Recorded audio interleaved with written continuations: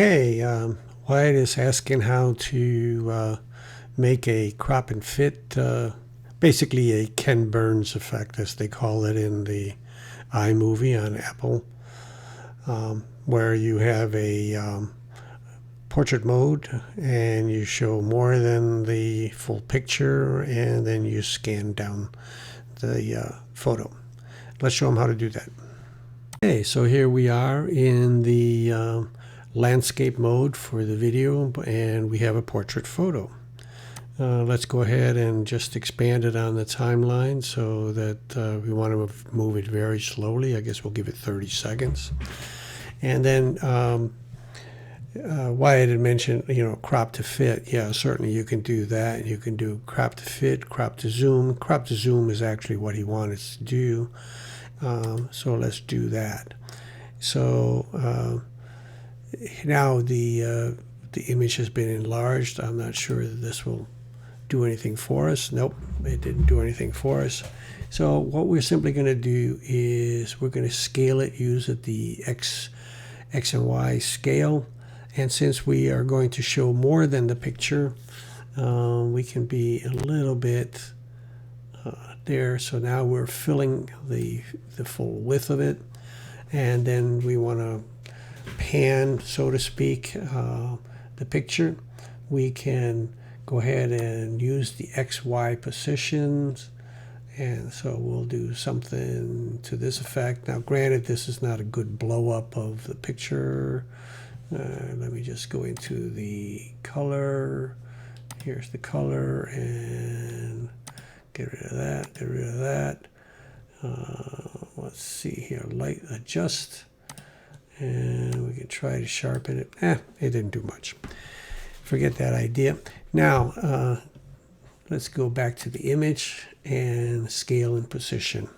So basically what we want to do is we want to go down. Now you can do a lot more. This is just the basic how to move or scroll it down. And what we will do is we will use keyframes. We're right at the very beginning. This is the keyframe icon. You can add one right here, or if you want to do just something specific, you can do it right over in here.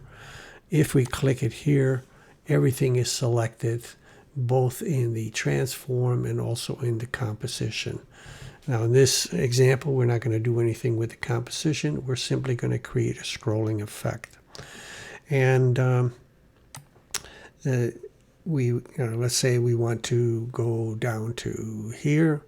All we do is change any one of these attributes, and a second keyframe will automatically be added. And in this case, what we want to do is we want to scroll down. So we just use our mouse like so, or we could actually just select the picture and move it. But I like to use this. This is more precise. And let's say we want to focus on the dog, and we can even maybe center the dog. Not too much. Let's not do that. Let's keep it right there. So now we have a very slow scroll, perhaps too slow for this purpose. And you can see we're getting that slow effect. Now, obviously, if this is too slow, the thing to do is simply to move the second keyframe closer to the first keyframe, and in doing so, we're speeding it up. And let's make it a little more dramatic. Let's put it all the way there. And we can see now that it moves faster. So one would simply separate the keyframes by the width that we need in order to accomplish the speed that we want. So that's how to do it. There's lots of other exciting things that can be done with this. One could swerve in and out.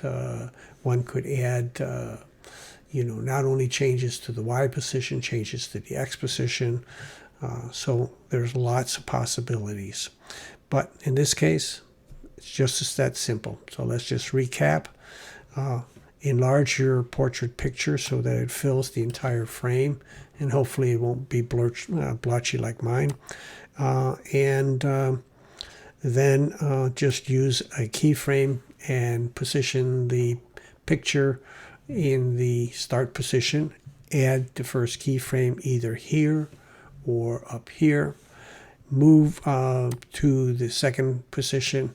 And presumably here I skipped over the fact that I stretched my picture out to the width, the length of time that I want this picture to appear on screen for me, in which I want to affect the scroll. The further apart, the slower the scroll. Closer together, the faster the scroll. By changing the playhead to a second position and changing the Y position, gives us that scroll will automatically place the second keyframe on the timeline for us. So that's it.